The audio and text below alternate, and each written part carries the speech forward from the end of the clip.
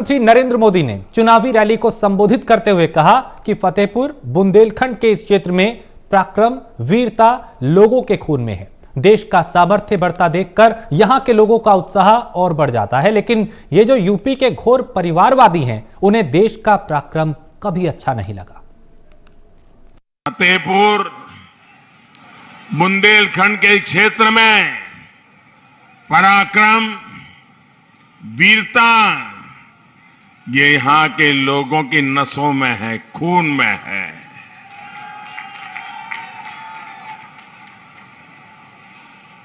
देश का सामर्थ्य बढ़ता देखकर यहां के लोगों का उत्साह बढ़ जाता है, लेकिन ये जो यूपी के घोर परिवारवादी हैं, उन्हें देश का पराक्रम कभी अच्छा नहीं लगा।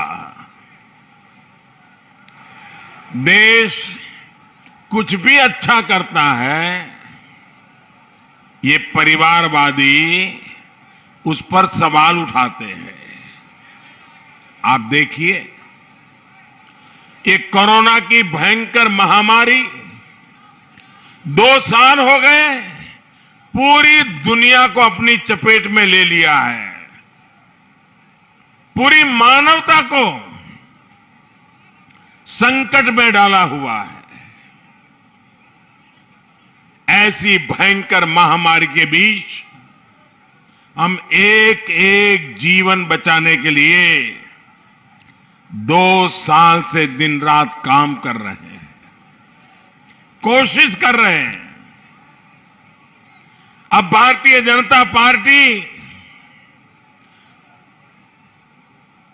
सरकार में आपके आशीर्वाद से हमें देश की सेवा करने का मौका मिला है। ये भाजपा सरकार देश को मुफ्त टीका लगा रही है, वैक्सीनेशन हो रहा है, घर घर एक एक व्यक्ति को डोज मिल जाए, टीका लग जाए, इसके लिए पूरी मेहनत करती है। भाइयों बहनों, आप सबको टीका लगा है? जरा हाथ ऊपर करके पूरी ताकत से बताइए, टीका लगा है? सबको टीका लगा है? क्या आपसे किसी ने टीके का पैसा लिया है क्या? आपको कोई खर्चा करना पड़ा है क्या? ये भारत सरकार ने आपकी चिंता की है कि नहीं? इतना बड़ा सेवा का काम, इतना बड़ा पवित्र काम, सच्चे अर्थे मानव की जिंदगी बचाने का, मानवता का काम, लेकिन ये परिवारवादी क्या बोल रहे हैं? ये तो भाजपा का टीका है। भाइयों बहनों, आपको जब टीका लगाया तो किसी ने कहा था कि भाजपा का टीका है? अरे तो कोरोना से बचने का टीका है। समाजवादी पार्टी के संरक्षक मुलायम सिंह यादव लंबे वक्त के बाद सार्वजनिक सभा को संबोधित करते हुए नजर आए। उन्होंने मैनपुरी के करहल में समाजवादी पार्टी के कार्यकर्ता सम्मेलन को संबोधित किया और मुलायम सिंह यादव ने यहां से पार्टी के अध्यक्ष अखिलेश यादव के लिए प्रचार किया। इस दौरान मुलायम सिंह यादव के साथ मौजूद अखिलेश यादव ने बीजेपी पर जमकर हमला बोला कि जनता चाहती है कि जनता की गरीबी है, बेरोजगारी है और सारे समस्या इनको कैसे हल किया जाए। किसान के सामने भी समस्या है, उनकी पैदावार बढ़ाने के लिए खाद और बीज इसकी सुविधा दी जाए और उसके बाद उनकी फसल की पैदावार को बेचने का प्रबंध किया जाए। इसलिए सारी समस्या है। तो आपके सामने मैं कहना चाहता हूं कि समाजवादी पार्टी क्या चाहती है समाजवादी पार्टी की नीतियां हैं, जो हमारे किसान हैं तो किसान को प्राथमिकता दी जाए, खाद बीज का इंतजाम किया जाए और उनको सिंचाई का साधन उपलब्ध कराया जाए, जिससे पैदावार बढ़े। पैदावार बढ़ेगी तो किसान की हालत सुधरेगी। और दूसरी है, हमारे नौजवान हैं, हमारे नौजवान इतने पढ़े लिखे हैं, आज बेरोजगारी है। कि नौजवान को रोजगार और नौकरी का इंतजाम होना चाहिए।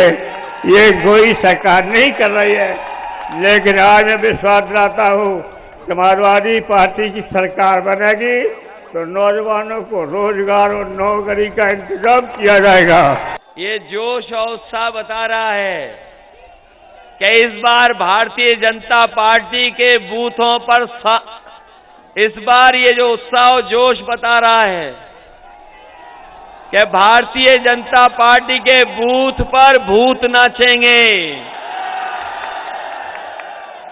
उन्हें मतदाता नहीं मिलेंगे, वोट डालने वाले नहीं मिलेंगे।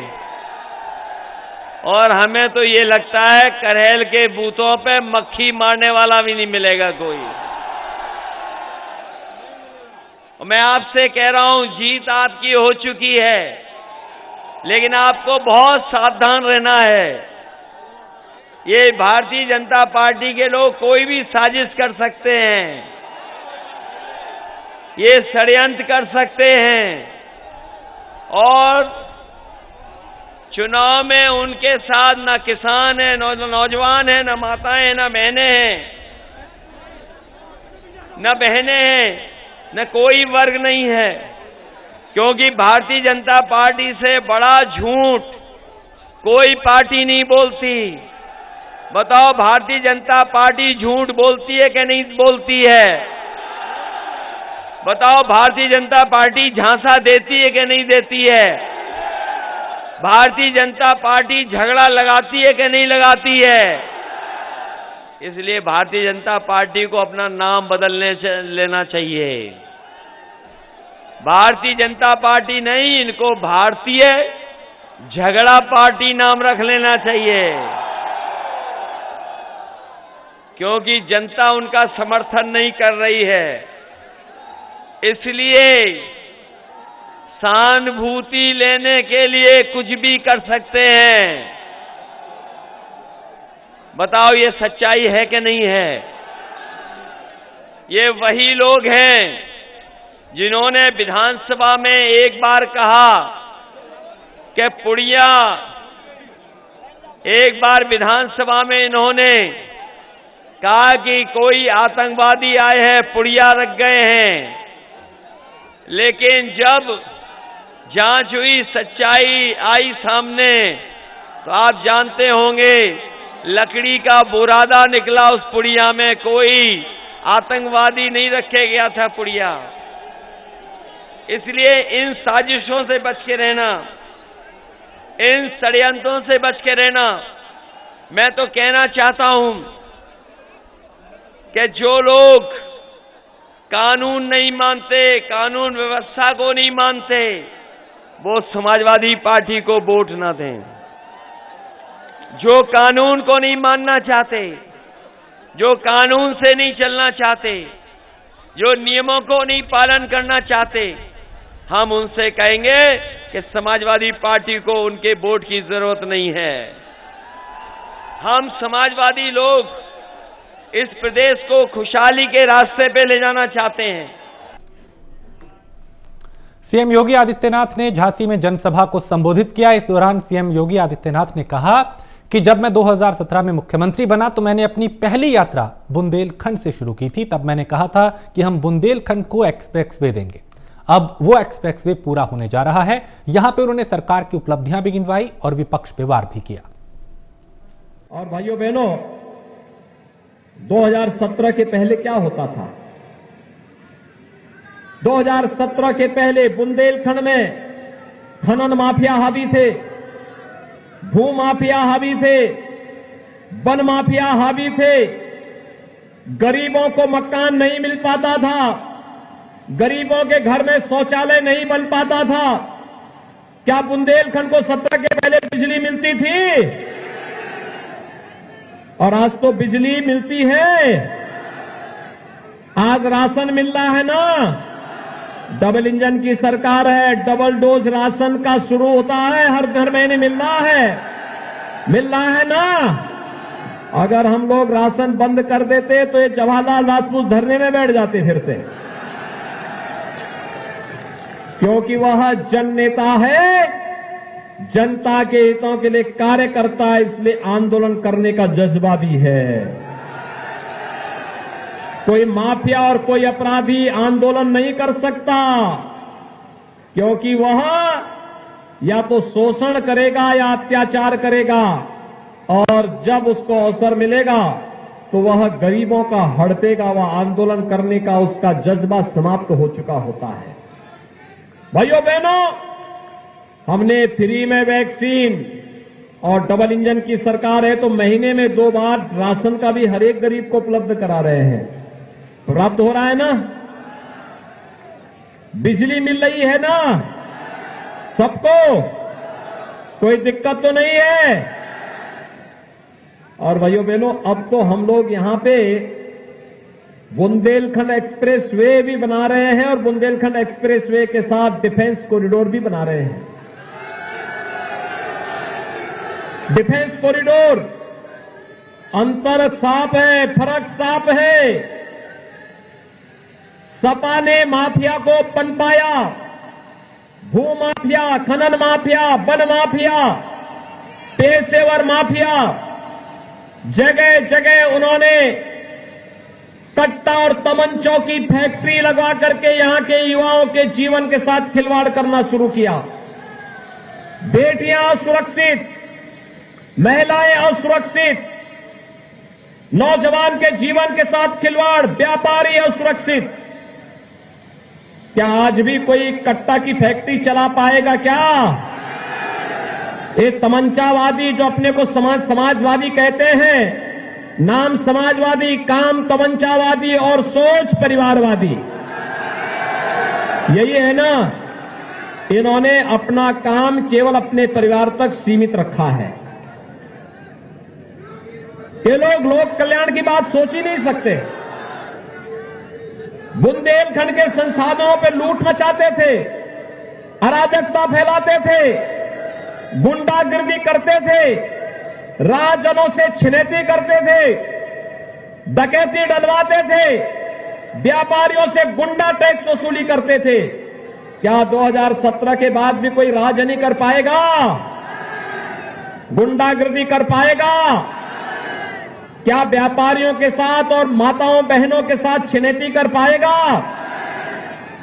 भाइयों बहनों, आज तो हम बुंदेलखंड में सुरक्षा का और यहां की आवश्यकता के अनुरूप विकास का एक मॉडल दे ही रहे हैं, लेकिन साथ साथ हमने साफ कहा है, जिन्होंने संसाधनों को लूटा है, गरीबों को छीना है, जिन्होंने सरकार की योजनाओं का लाभ गरीबों तक नहीं पहुंचने दिया है, भारतीय जनता पार्टी की डबल इंजन की सरकार एक हाथ से विकास की छड़ी लेकर के जाएगी, हर गरीब को मकान देगी, बिना भेदभाव के बिजली देगी, बिना भेदभाव के स्वास्थ्य की सुविधा भी देगी, लेकिन माफिया और अपराधियों के लिए बुलडोजर का स्टीयरिंग लेकर के दूसरे हाथ से भी तेजी के साथ धड़ल्ले के साथ चलेंगे।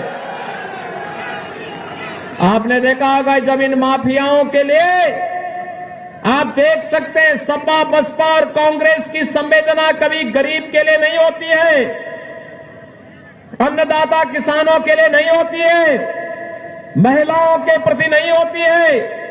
इनकी संवेदना तो जब माफिया पे बुलडोजर चलता है तो तब इनकी संवेदना जगती है। कहते ये सब करने की आवश्यकता क्या है? बसपा सुप्रीमो मायावती ने बांदा में पार्टी के प्रत्याशियों के पक्ष में जनसभा को संबोधित किया। इस दौरान मायावती ने विपक्षी दलों पर जमकर हमला बोला। उनके निशाने पे कांग्रेस भी थी, उनके निशाने पे समाजवादी पार्टी भी थी और इशारों ही इशारों में वो भारतीय जनता पार्टी को घेरती हुई भी नजर आई। उत्तर प्रदेश की सभी विधानसभा की सीटों पर अकेले अपनी दूसरे का भी पूरी तैयारी बलराज के साथ लड़ेगी। अर्थात यहाँ सन 2007 की तरह ही फिर से अपनी पार्टी की बहुमत की सरकार बनाने के लिए लड़ेगी, ताकि फिर से यहाँ बीएसपी के शासनकाल वाले आपके अच्छे दिन वापस कर सके। इसके साथ ही हमारी पार्टी ने पूरी तरह इस चुनाव में बीएसपी से जुड़ने की तादाद को ध्यान में रखकर फिर उसी अनुपात में ही व्यापक चुनाव के लोगों को टिकट दी है। और इस चुनाव में आप लोगों को अपना वोट कांग्रेस, बीजेपी, सपा व अन्य विरोधी पार्टियों को न देकर केवल अपनी एकमात्र विरोधी पार्टी बीएसपी को ही देना जो नतीज है, इसे आप लोगों को समझना होगा। हालांकि इस संदर्भ में आप लोगों को भी मालूम है कि आजादी के बाद शुरू में काफी लंबे समय तक केंद्र व उत्तर प्रदेश सहित देश के अधिकांश राज्यों में भी कांग्रेस पार्टी की अकेले सरकार रही। भाजपा सरकार की नीतियां व कार्यशैली अधिकांश यहाँ जातिवादी, हिंदीवादी एवं आरएसएस के संकीर्ण एजेंडे को भी लागू करने पर जुटी रही है, जिससे प्रभावित एवं शिकार हुए लोगों पर इस सरकार में सही से विकास व उत्थान आदि नहीं हो सका है। साथ ही इनका हर स्तर पर काफी ज्यादा शोषण व उत्पीड़न आदि भी किया गया है। धर्म के नाम पर हमेशा न तनाव व नफरत आदि का वातावरण भी बना रहा है। प्रदेश में हर स्तर पर अपराध भी काफी ज्यादा बढ़े हैं। खासकर दलित, अभियत व महिलाएं आदि भी इस सरकार में कतई भी सुरक्षित नहीं रही है, लेकिन मीडिया में इनके सही आंकड़ों को अधिकांश दबा दिया जाता है। इसके अलावा प्रदेश में गरीबों, मजदूरों, बेरोजगारों व अन्य मेहनतकश लोगों के साथ साथ दलितों, आदिवासियों, पिछड़े वर्गों, मुस्लिम व अन्य धार्मिक अल्पसंख्यक समाज के लोगों के हित व कल्याण के लिए वर्षों से जो भी हम सरकारी योजनाएं चल रही थी, तो उनका भी वर्तमान भाजपा सरकार में सही से पूरा लाभ नहीं मिल सका है।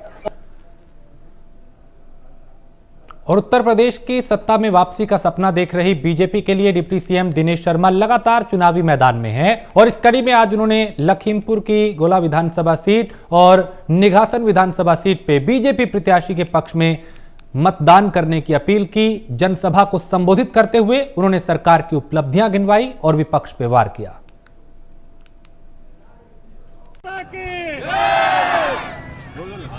उत्तर प्रदेश की सियासी जंग को फतह करने के लिए पार्टियां एड़ी चोटी का जोर लगा रही हैं। वहीं बीजेपी को वापस सत्ता में लाने के लिए डिप्टी सीएम दिनेश शर्मा ने भी प्रचार की कमान संभाली हुई है। दिनेश शर्मा लगातार बीजेपी प्रत्याशियों के पक्ष में वोटों की अपील कर रहे हैं। इसी कड़ी में डिप्टी सीएम दिनेश शर्मा लखीमपुर की गोला विधानसभा सीट पर प्रचार करने पहुंचे, जहां कार्यकर्ताओं ने उनका गर्मजोशी से स्वागत किया। इस दौरान डिप्टी सीएम ने बीजेपी प्रत्याशी अरविंद गिरी को जिताने की अपील की।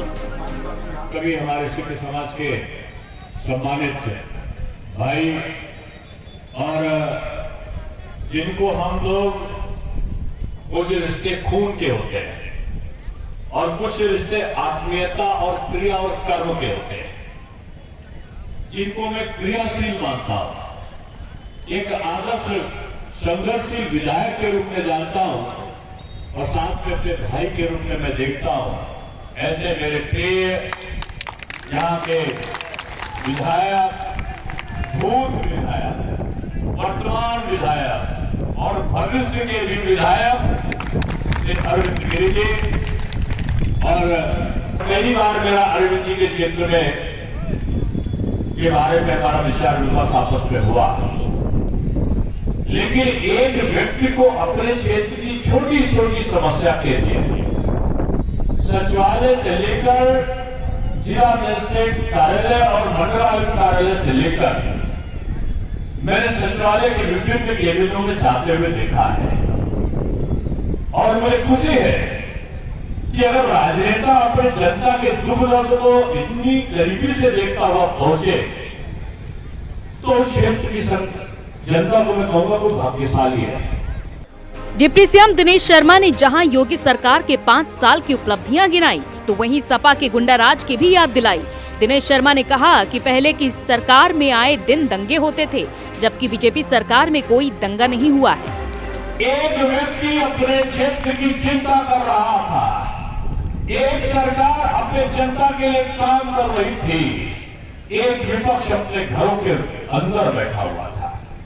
अब चुनाव आया, 1 से 1.5 महीना के अंदर ये सब अपने घरों से निकल कर मंदिर भी जा रहे हैं। तो अब तो जनेऊ भी पता चला कोर्ट के ऊपर से पहन कर अपना गोत्र भी बता रहे हैं, मंदिर के अंदर पहुंच गए, घंटा भी बजाना सीख गए।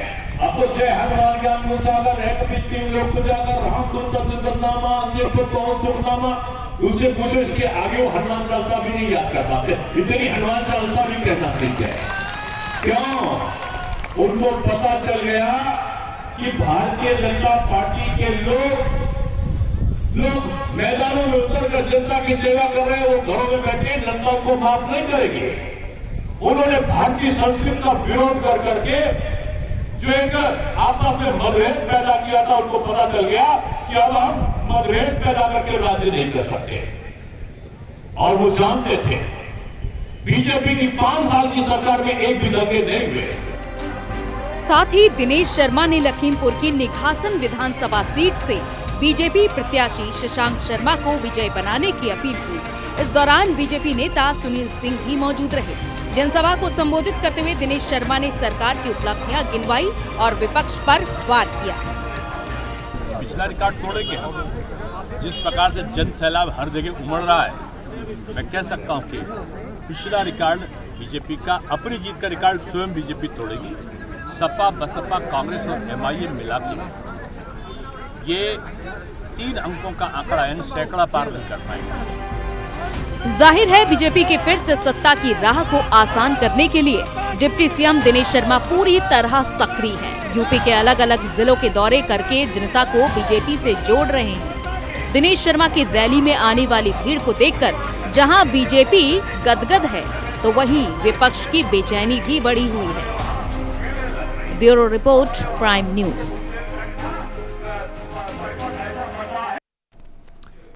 और उत्तर प्रदेश बीजेपी के प्रदेश अध्यक्ष स्वतंत्र देव सिंह आज कानपुर पहुंचे, जहां उन्होंने बिल्होर विधानसभा प्रत्याशी राहुल बच्चा के समर्थन में चुनाव प्रचार किया और कार्यकर्ताओं से जय श्री राम के नारे लगवा के जोश भरा। इस दौरान प्रदेश अध्यक्ष ने बताया कि 1994 में राहुल बच्चा के पिता काला बच्चा की हत्या करा दी गई थी। उस समय प्रदेश में समाजवादी पार्टी की सरकार थी। हत्या के बाद जब हम लोगों ने न्याय की मांग की तो हमें जेल में डाल दिया गया। भीड़ नहीं, ये जनता का प्यार है, और कल भी ये प्यार हमारे साथ था, आज भी ये प्यार हमारे साथ है। और जिस तरह से भाजपा की डबल इंजन की सरकार केंद्र और प्रदेश में काम कर रही है, आने वाले समय में भी ये प्यार आपको दिखने वाला है। 22 में, 27 में और उसके भी आगे हमारी सरकार उत्तर प्रदेश के अंदर बनती रहेंगी और देश में बनती रहेंगी।